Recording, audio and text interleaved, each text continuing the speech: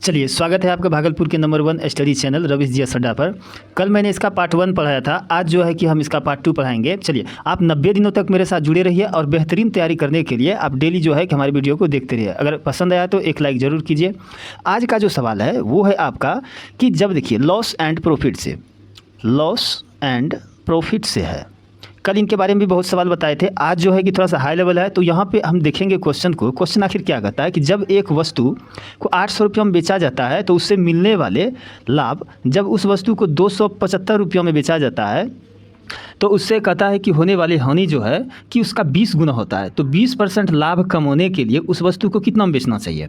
तो सबसे पहली बात क्या है कि आपको क्वेश्चन में क्या क्या चीज़ दिया हुआ है। देखिए यहाँ पे पहला नंबर 800 रुपये में बेचा जाता है, फिर वस्तु को कहता है कि 275 रुपये में बेचा जाता है, यानी कि वहाँ ही विक्रय मूल्य, यहाँ भी क्या है विक्रय मूल्य है। तो इसका मतलब ये हुआ कि हमको यहाँ पे क्रय मूल्य नहीं दिया है। अब देखिए इसका मेथड जो है कि मेथड हम बताएंगे आपको, मेथड इनका बहुत है। अब चलिए आपको 2 या 3 मेथड हम इस सवाल का बताएंगे। उसके बाद आप एग्जाम में कभी भी आएगा सवाल तो आप बनाने से कभी इतराइएगा। बहुत आसान एवं सरल भाषा में आपको बताते हैं। चलिए शुरुआत करते हैं आपको। अब देखिए यहाँ पे कहता है कि एक वस्तु को 800 रुपये में बेचा जाता है, ठीक है।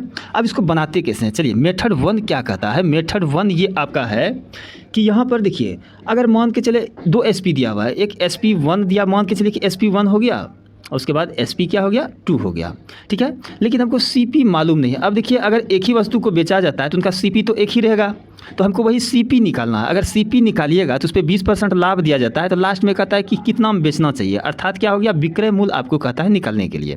चलिए यहाँ तक किसी को दिक्कत नहीं होगा। अब ध्यान दीजिए आप, अगर यहाँ पर कहता है कि 800 रुपये में बेचा जाता है, तो अगर SP पहला है कि 800 रुपये में अगर बेचा जाता है तो ठीक है। दूसरा क्या कहता है कि 275 रुपये में, जो क्वेश्चन कहता है वो मैंने किया, 275 रुपये में बेचा जाता है। अब कहता है कि एक पे जो है, एक पे कहता है कि हानि होता है। तो मान लो कहाँ कह रहा है हानि हो रहा है, तो कहता है कि उनसे जो होने वाली जो हानि है ना उसका 20 गुना होता है। भैया अगर हमको पता रहेगा कि हानि पहले होता कितना है तब ना उसका 20 गुना करेंगे। अब 275 रुपये में जो बेचा जाता है उससे हानि अगर होगा, इसको ऐसे बना सकते हैं आप, इसको मानिए कि हानि X रुपया हुआ, ठीक है। अब हानि जब X रुपया हुआ तो इनका कितना कहता है उस हानि का 20 गुना होता है, यानी 20X हो गया। यहाँ तक इन्हीं को दिक्कत नहीं हुआ होगा। अब ऐसा करते हैं हम लोग, CP तो दोनों का बराबर होगा। अब चलिए CP का फॉर्मूला क्या होता है, ऐसे भी लिख सकते हैं CP दोनों साइड तो बराबर होगा, कि CP तो दोनों साइड क्या होगा बराबर होगा। अब जब CP दोनों साइड बराबर होगा तो CP का फॉर्मूला क्या होता है, तो आपको बताए थे कि CP जब भी निकालिएगा तो आप ऐसे निकाल सकते हैं। तो 800 इधर का, देखिए 800 इधर का विक्रय मूल्य है, ठीक है। 800 अगर विक्रय मूल्य है तो इसमें हानि को अगर घटा दीजिएगा, 20X क्या है हानि है, तो यही तो है क्रय मूल्य के बराबर हो जाएगा, यही तो CP के बराबर हो जाएगा। अब इधर भी क्या करेंगे हम लोग कि अगर यहाँ भी अगर करेंगे, अब देखिए ये तो CP अगर निकालेंगे, अगर यहाँ पे हानि हुआ है तो 275, अब इसमें क्या कर देंगे 20 गुना हानि हुआ है, तो अब यहाँ पे क्या कर देंगे, अब यहाँ पे हानि को जोड़ देंगे, X को जोड़ दिए, यहाँ पे क्या है X है। अब एक प्रकार का क्या हो गया इक्वेशन बन गया। इक्वेशन बनने के तहत अगर हम इनको हल करेंगे, चलिए इनको दूसरे टाइप से लिखते हैं हम लोग। अब इनको ऐसे लिखिए। अब एक बात आपको याद होगा कि इधर क्या था SP1 के 800 माइनस कितना था, कहीं 800 माइनस शायद 20X था, ठीक है। और इधर क्या था, इधर आपका 275 है, अब प्लस कितना है X है। ये इक्वेशन बन गया। अब इनको आप जोड़ और घटा कर सकते हैं, ये तो आप कर सकते हैं। ये भी हो गया विक्रय मूल्य और ये भी क्या हो गया विक्रय मूल्य हो गया, ठीक है। अब चलिए बात यहाँ तक आ गया।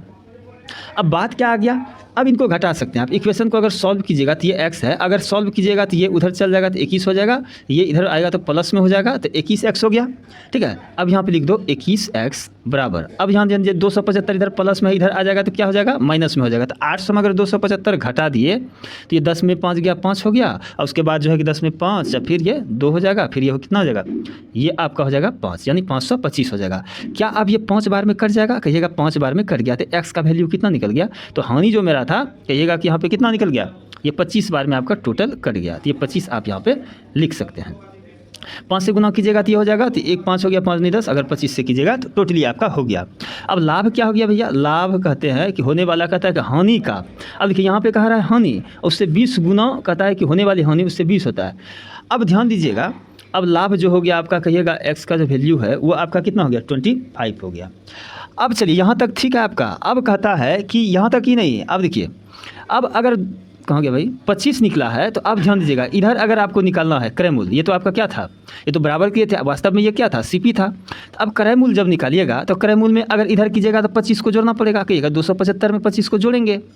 अब इधर अगर कीजिएगा तो 800 में 20 गुना अगर 25 कीजिएगा तो कितना होगा, 500 होगा।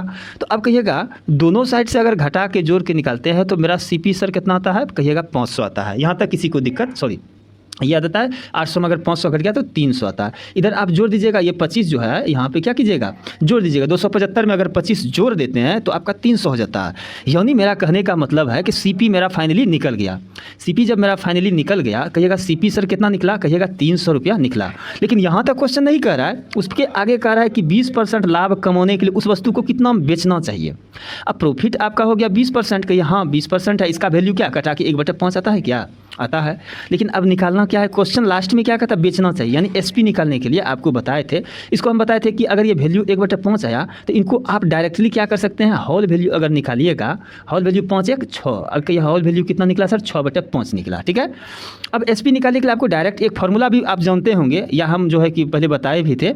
अब देखिए डायरेक्ट हम लोग क्या करते हैं, सीपी गुना क्या होता है, कहिएगा सीपी गुना क्या होता है, होल वैल्यू, होल वैल्यू। अब सीपी भैया 300 रुपया दिया हुआ है, होल वैल्यू कितना दिया है, 6/5 दिया हुआ है। 5 से 1 हटा दीजिएगा तो कितना हो जाएगा, 60। अब ये कितना हो गया, अगर गुना कीजिएगा तो इनको 360 रुपया में बेचा जाना चाहिए।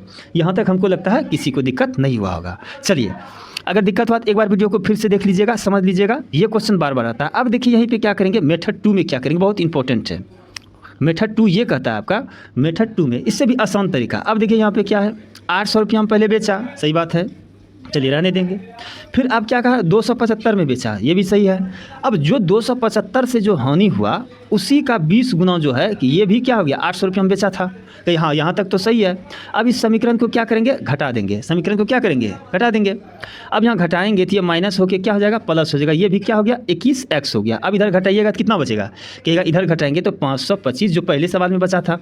अब वही चीज़ जाके क्या करना है, ये 25 बार में कट गया तो यहाँ से भी तो x का वैल्यू क्या आ गया, x का वैल्यू कितना आ गया, 25 आ गया।